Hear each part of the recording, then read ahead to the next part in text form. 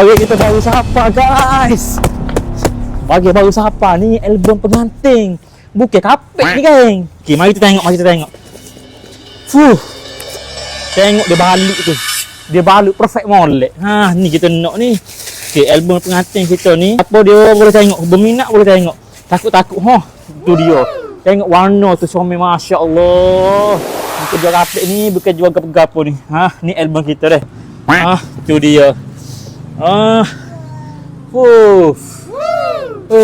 Comel molek. Ni stand dia deh. Kita boleh letak gini. Okey, ni gambar yang pertama. Okey, ni gambar yang kedua deh. Soalnya orang nak ni album ni.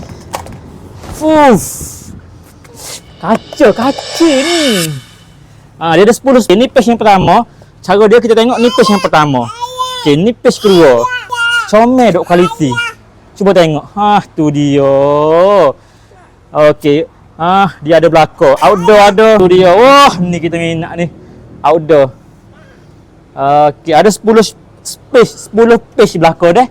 Kok mana berminat boleh wasabi kita. Nanti dulu ada so lagi last. Okey, ada pen drive. Ni paling besar sekali. Boleh buat gini boleh? Gini boleh. Saya malah buka lah kesiap pengantin saya. Dia nak tengok. Beres. Assalamualaikum.